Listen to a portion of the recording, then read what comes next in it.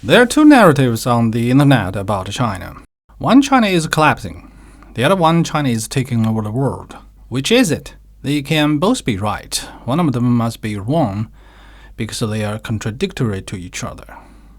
But interestingly, many people believe both are right.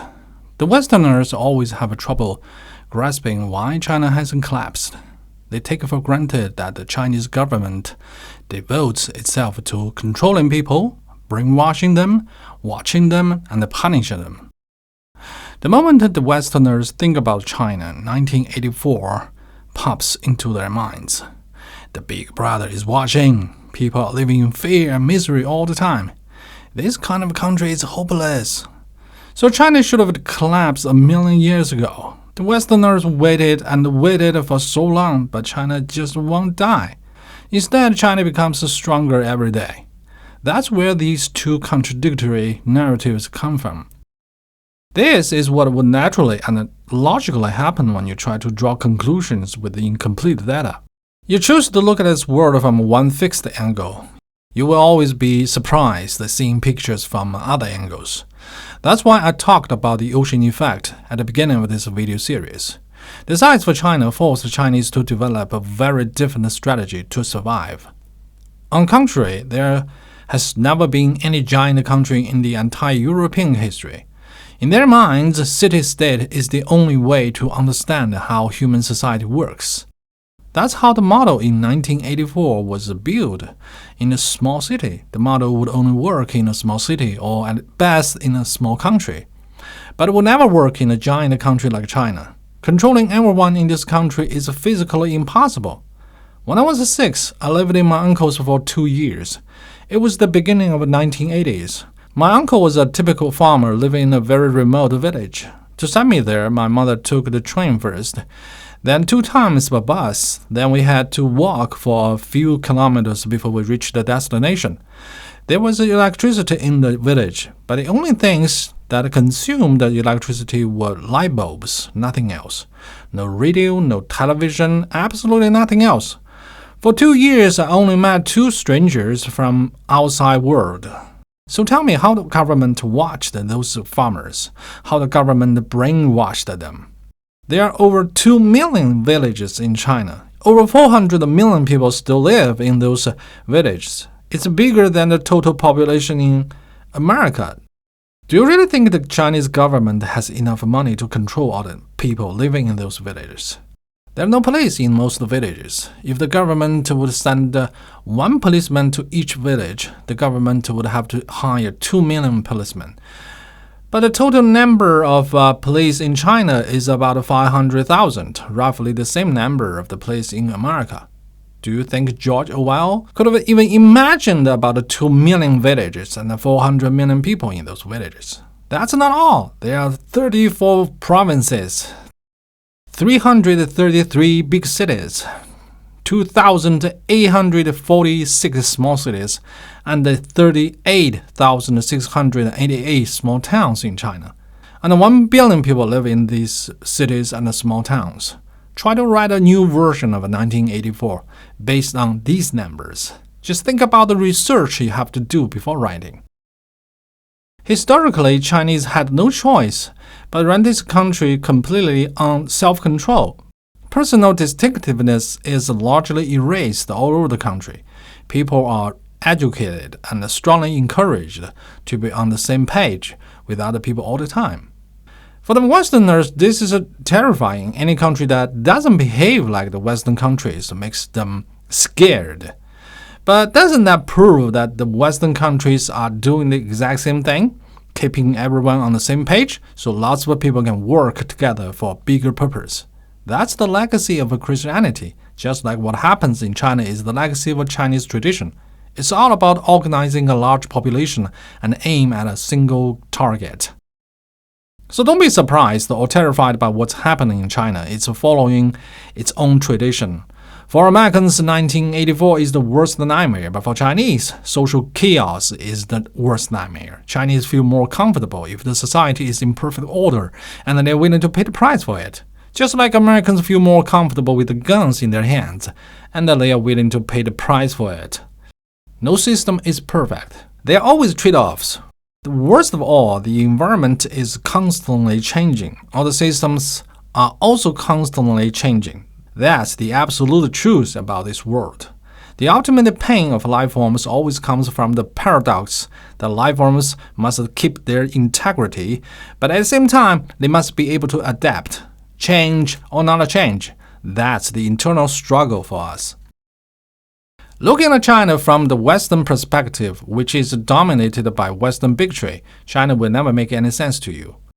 Talking about China for a while, you will always be stuck in a quagmire. To save the sense of superiority, Western information makers, including journalists, politicians, reporters, even scholars, are enchanted by the mistakes the Chinese government made in the past, and they couldn't move their eyes away.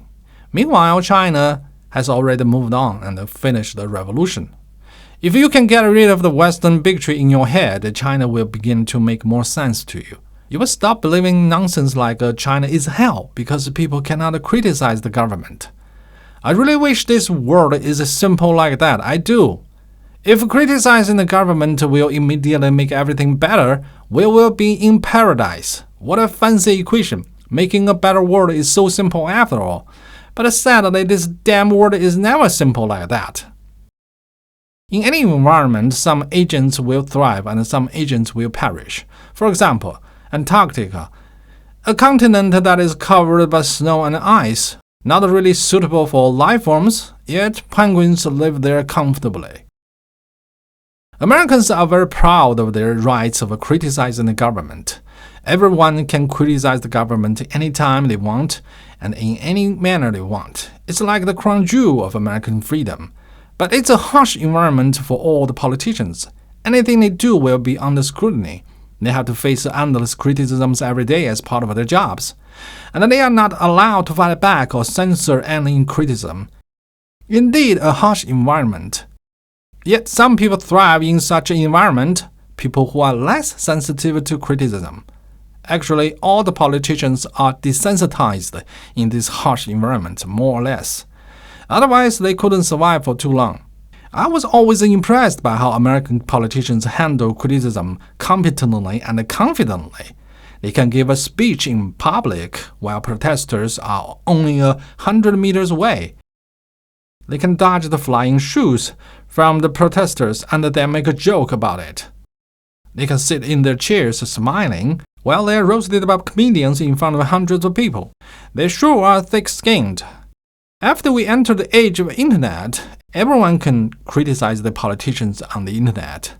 The desensitization is accelerated. Eventually, Americans have Donald Trump in the office, a man who is almost immune to all the criticism. He had been harshly criticized ever since he entered the office. CNN had a big display showing how many lies Donald Trump had made in public. But all the criticism didn't even make him itchy. He defeated all the criticism with only 2 words: fake news. On the other hand, the Chinese people don't criticize the government in public too often, but they criticize the government in private places all the time, like their homes or workplaces or restaurants or in the streets. Chinese people have been doing that for decades. Even people who work for the government criticize the government all the time. My mother was a policewoman, also a CPC member. She had never said anything good about the police station where he worked. Instead, he had been trashing her superiors with her co-workers all the time. It's been the main narrative in China for 40 years. Whenever Chinese people talk about the government, their attitude is always negative. But of course, you might have heard that 70% of people still support the government. How so? Well, because even though all the criticism happened in private places, but they found their way to the government. And since there are no open criticism in China, so the government officials remain hypersensitive to all the criticisms. They just have to do something to prevent further criticism. For example, when I moved to this city 17 years ago, rats were everywhere. This is a tropical island, a paradise for rats. So, of course, people would complain about it. Eventually, the local government started campaigning against the rats. Now, you won't see too many rats in the city. At the end of a pandemic, when people in China began to protest against the restrictions, the government lifted the restrictions just in a few days. They didn't want criticism to spread to other cities. Trust me, if some people protest in the city, that would scare the shit out of the mayor in China. Meanwhile, American politicians probably won't even raise their eyebrows. Just another day in the office. That's the reason Chinese government officials tend to cover up all the bad things in China. But they have to do something after the covering up. This country is too big. There's no guarantee that you can cover it up the next time.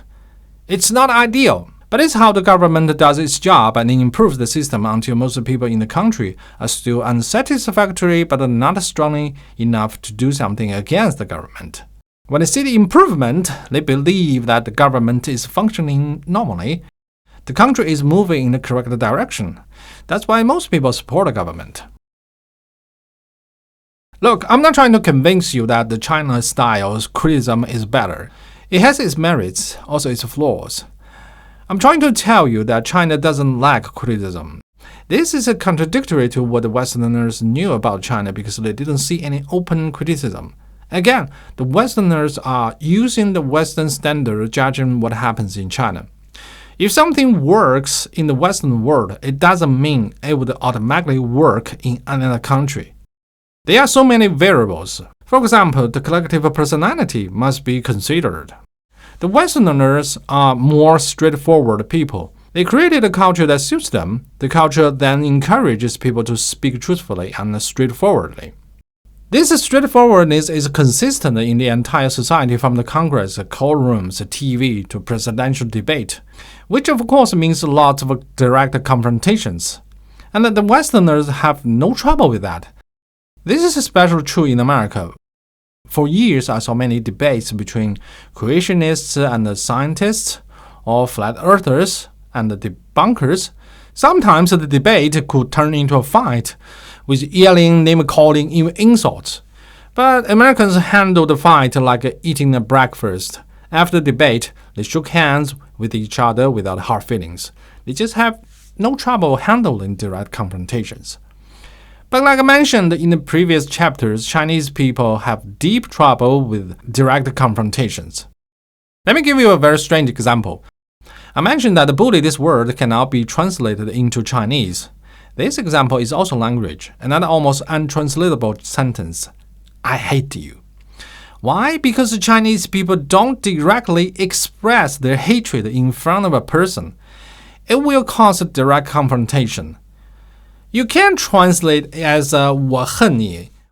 Unfortunately, this sentence will be only used in very rare occasions. Maybe a resentful wife in desperation will say that to her husband. I don't know. As a Chinese, I have trouble picturing who would say that to another person. Most commonly, Chinese people would say 我恨死他了, which means I hate him so bad. Indirectly, Chinese people express their feelings without any trouble. This collective personality eventually guided the criticism into another direction that Chinese people feel comfortable with. The aggressive and confrontational criticism is mitigated. The sharp edges are softened. People's grievances are delivered to the government through more indirect means, like telephone calls or letters.